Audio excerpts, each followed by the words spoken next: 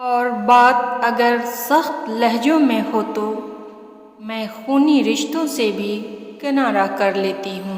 سمجھدار انسان جب رشتے نبھانا بند کر دے تو سمجھ لینا اس کی عزت نفس کو شدید ٹھیس پہنچی ہے۔ اپنے ذہنی آرام کے لیے ہر چیز کو مختصر کرنا سیکھیں۔ الفاظ، خواہشات، احساسات اور لوگ۔ کسی کی لاکھ باتیں یاد نہیں رہتیں اور کسی کا ایک جملہ نہیں بھولتا۔ ہر شخص ویسا نہیں ہوتا جیسا ہم سوچ لیتے ہیں۔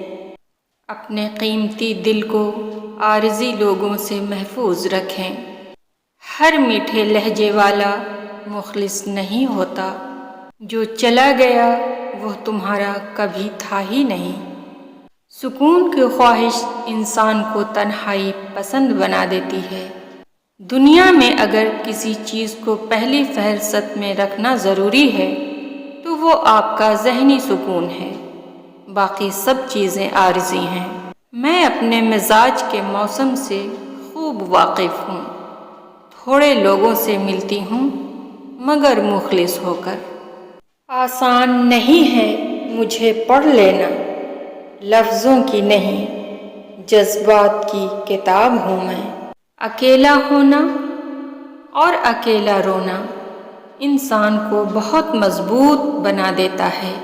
اگر تم ہر لمحے اس بات کا خیال رکھتے ہو کہ تمہاری وجہ سے کسی کی دل آزاری نہ ہو تو خوش قسمت ہو، کیونکہ ایسی نرم دلی بھی ایک نعمت ہے جو ہر کسی کو نصیب نہیں ہوتی۔ میرے اکیلے پن پہ مت جانا، میری سوچ لشکروں کا مقابلہ کرتی ہے۔ خوبصورتی صرف آنکھوں کو متاثر کرتی ہے لیکن شخصیت سیدھے دل پر قبضہ جما لیتی ہے۔ حیا کی کشش حسن سے زیادہ ہوتی ہے۔ دنیا کے لباسوں میں سب سے خوبصورت لباس حیا کا ہے۔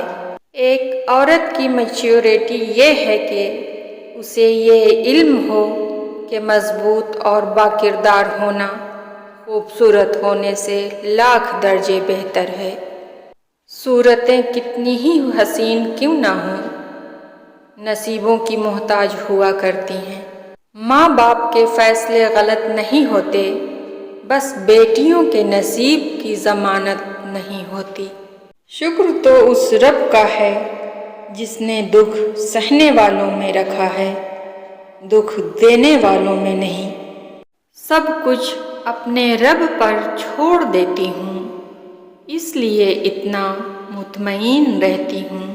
میں مایوس نہیں ہوں تیری رحمت سے یا رب، میں بس تھک چکی ہوں اس بے رنگ دنیا سے۔